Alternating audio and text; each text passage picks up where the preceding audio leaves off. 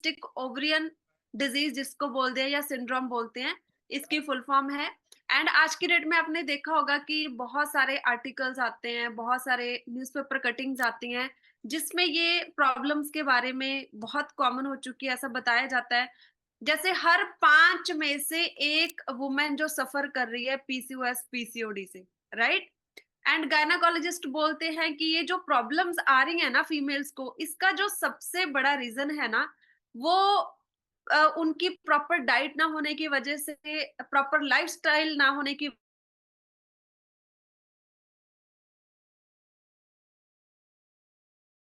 से एक women PCOD से सफर तो कर ही रही है, लेकिन बहुत ज्यादा जो एक एज ग्रुप है, स्पेशली वो 15 से लेके 30 साल के एज ग्रुप वाली जो फीमेल्स है ना, उनको ये ज्यादा प्रॉब्लम फेस करने को मिल रही है। आप इमेजिन करके देखिए कि 15 साल की एक फीमेल, एक लड़की, एक बच्ची, वो भी पीसीओडी से सफर कर रही है, ठीक है? इसका रीज़न मैंने ऑलरेडी बताया है कि कहीं न कहीं ये एक लाइफ़स्टाइल डिज़ीज़ है। मतलब आपके खाने-पीने को ठीक करके आप इसको क्योर कर सकते हो, ठीक है? तो 1 सेकंड, अ, फ़ोन है ऑडियो डन। सो अभी मैं एक वीडियो आपको ये दिखाने वाली हूँ बहुत छोटी-सी, इसमें आप देखेंगे कि पीसीओडी फॉर्म कैसे होता है बॉडी में, राइट? सो ये देखिए। सब चीज़ें हमारी इंटेस्टाइन्स यानी आंतों की दीवारों पर गोंद की तरह चिपक जाती हैं और गंदगी में कन्वर्ट होती हैं। अंदर से आपकी इंटेस्टाइन्स यानी आंतें कुछ ऐसी दिखती हैं। इस पे हजारों छोटे छोटे उंगलियों जैसे उभार होते हैं जिसे हम विलाय कहते हैं। इंटेस्टाइन्स पे जो भी लगा होता है ये विलाय उसको अपने अंदर सोख लेते हैं।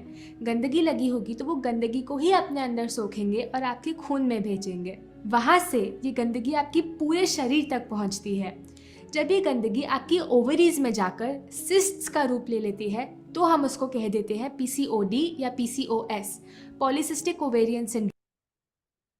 ओके, देखा आपने, ये एक तरीके की क्या है, गंदगी है बॉडी में, टॉक्सिन्स हैं। जब ये आपकी ओवरीज में चली जाती है तो इसको पीसीओडी का नाम दे देते हैं। ऐसे बहुत सारी प्रॉब्लम्स है, जब ये टॉक्सिन्स आपकी किडनी में इकट्ठे हो जाते हैं तो किडनी स्टोन बन जाता है, हार्ट में चले जाते हैं तो हार्ट ब्लॉकेज हो जाती है, होते ये टॉक्सिन्स ही है बॉडी में, ठीक है? ये टॉक्सिन्स कहाँ से आते हैं? आपके खाने पीने से, सब चीज़ें राइट? हमारी राइट। सो अभी ये देखिए कि आज की डेट में लाइफस्टाइल कैसा हो चुका है हमारा, खाने पीने की आदतें कैसी हो चुकी हैं, हर चीज हमें डब्बा बंद मिल रहा है, हर चीज। आप तेल से लेकर देख लो, आप साबुन से लेकर देख लो, घी देख लो, आप ये ओट्स देख लो, दलिया देख लो, जो भी खाने पीने वाली चीज होती है, मसाले हो गए, एवरीथिंग। इवन कि आज की डेट में तो सब्जियां भी बनी बनाई मिलती हैं, दाल भी बनी बनाई मिलती है, आपने जस्ट घर में आके उसको गर्म करना होता है, राइट? दूध पैकिंग मिलता है, ऐसा दूध जो 3-3 महीने खराब नहीं होता है। आप सोच के देखिए, घर में आप नॉर्मल जो फ्रेश दूध होता है उसको आप रखिए, वो आई थिंक 2 या 3 दिन बाद खराब हो जाएगा। लेकिन जो डिब्बा बंद दूध होते हैं 90 डेज़, उसमें कितने हाई केमिकल्स होंगे, राइट? सो ये सारी चीज़ें जिससे हमारा हार्मोनल इम्बैलेंस होता है, स्पेशली फीमेल्स जो होती हैं उनको ये सब चीज़ें तो अवॉइड करनी चाहिए। लेकिन कौन-कौन सी चीज़ें आज की डेट में हमारे लाइफ़स्टाइल में ऐड हो चुकी हैं? Outside food.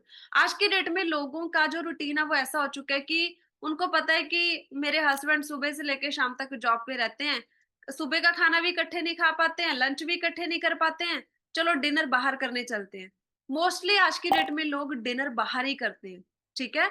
और नहीं तो फिर इवनिंग स्नैक्स, उनको अंदर से ऐसी क्रेविंग्स होने लग जाती हैं कि जो शाम का स्नैक्स है ना, उसमें गोलगप्पे हो गए, उसमें पाव भाजी हो गया, है ना? ऐसी चीज़ें हो गई, मोमोज़ हो गए, ये तो मैं कहती हूँ कि लोगों के इतने फ़ेवरेट हो चुके हैं, अभी मोमोज़ के ऊपर स्पेशली इतने सारे रेस्टोरेंट्स खुल रहे हैं, वो सिर्फ़ मोमोज़ के रेस्टोरेंट्स हैं। सोच कर देखिए, ये लोगों की डिमांड है तभी तो ये इंडस्ट्री बढ़ रही है ना। अगर लोग डिमांड ही नहीं करेंगे, अगर लोग इन सब चीज़ों को पसंद ही नहीं करेंगे, तो इंडस्ट्री कैसे बढ़ेगी, राइट? सो ये सब चीज़ें जो आपकी हेल्थ को खराब करती हैं, यहाँ पे आप देखिए कितना सारा कुछ है, ठीक है? और ये ऑयली फूड है, ये कहीं न कहीं बॉडी के हार्मोन्स को इम्बैलेंस करती हैं।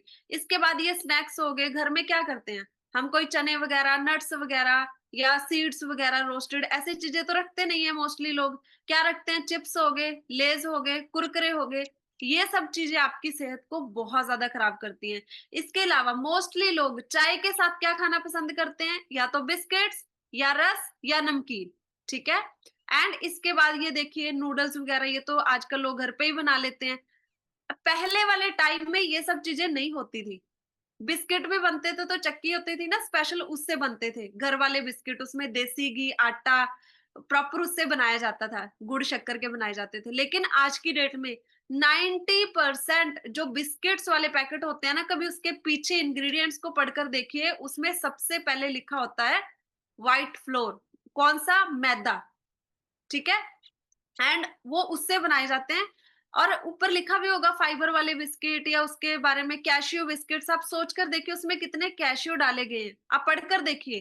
कैशियो तो उसमें एक ही डाला होगा, लेकिन उसका नाम रखा होगा कैशियो, मतलब काजू वाले बिस्किट्स, ड्राई फ्रूट वाले बिस्किट्स। लेकिन हम, मतलब आजकल सब चीजें एड पे तो बिकती हैं, राइट। एंड इसके बाद ये नमकीन तो हर घर में मिल जाता है। जब घर पे रिलेटिव्स आते हैं, गांव में तो स्पेशली बिस्किट और नमकीन तो रखे ही जाते हैं चाय के साथ। ओके, चिप्स हो गए।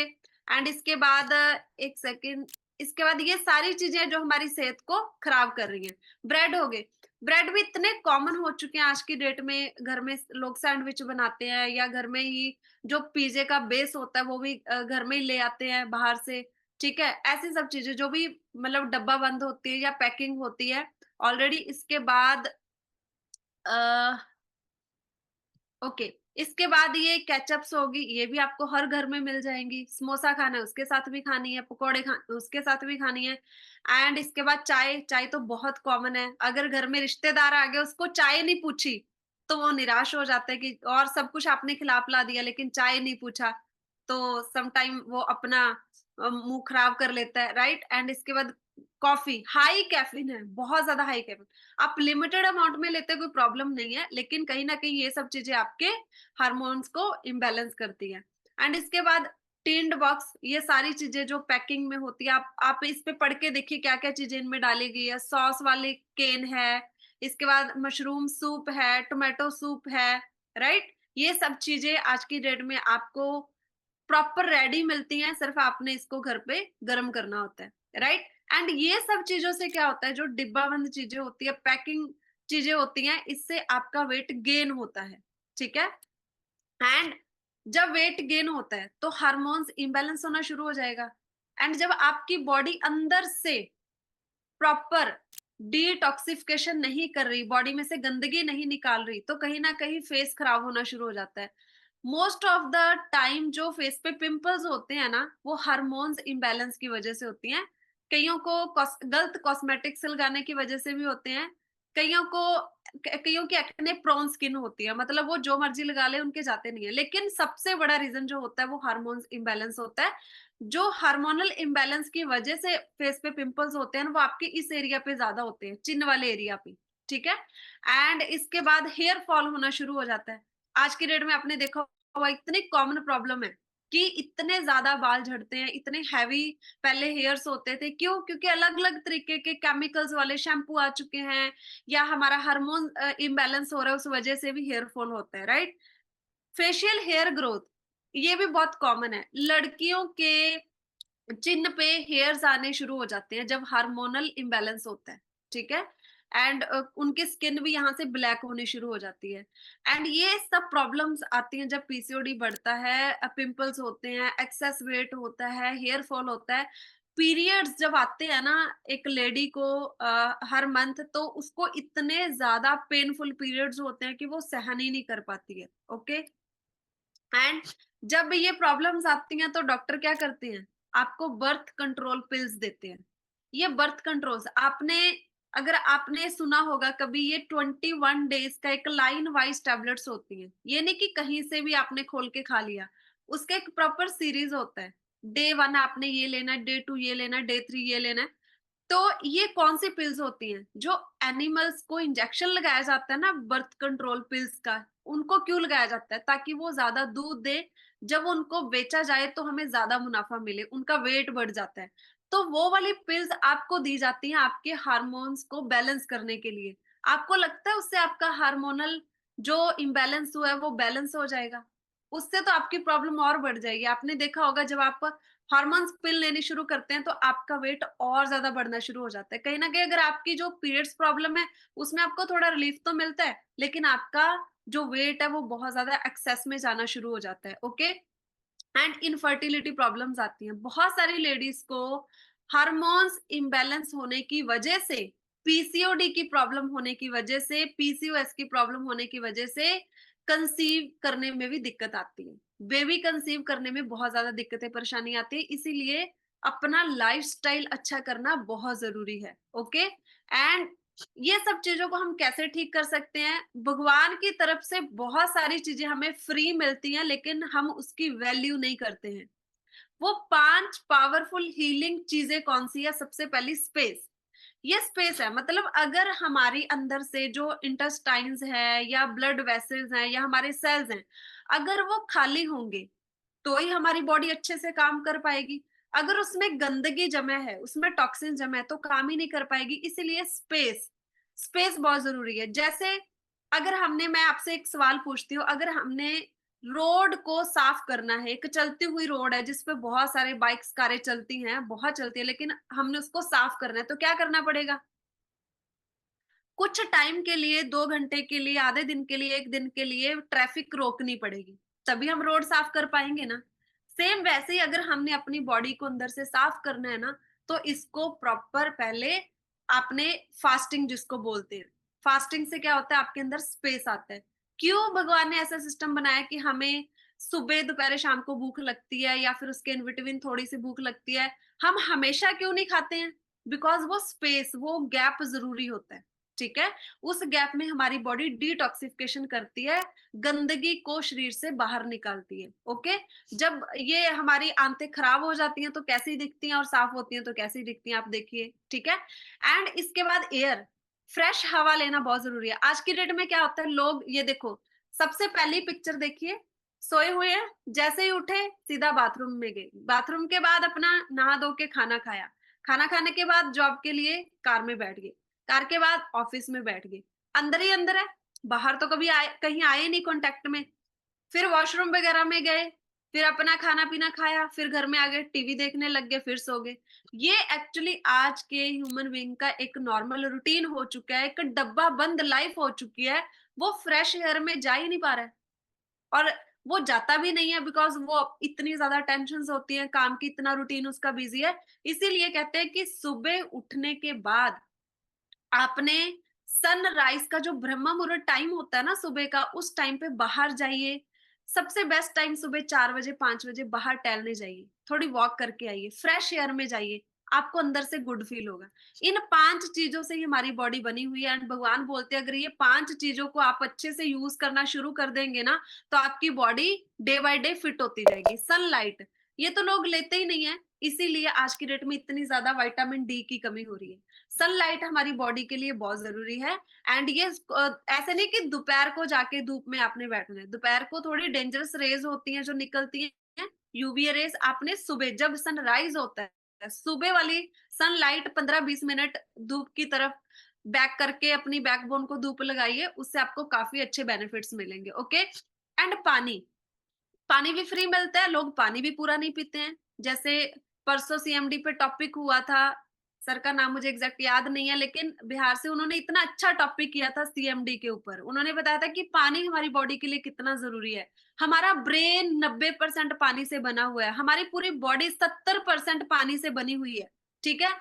और ये पानी के लिए आपके पास देखिए, ये हमारे पास एनर्जी ड्रिंक आता है, वेस्लिम टी। बहुत सारे लोग सिंपल पानी नहीं पी सकते हैं, उनको पसंद ही नहीं है, तो फ्लेवर बनाने के लिए ये एनर्जी ड्रिंक और वेस्लिम टी डाल सकते हैं, लेकिन सीएमडी डालना बिल्कुल नहीं भूलना है, बिकॉज़ वो डेड वाटर को लाइव वाटर बना देता है।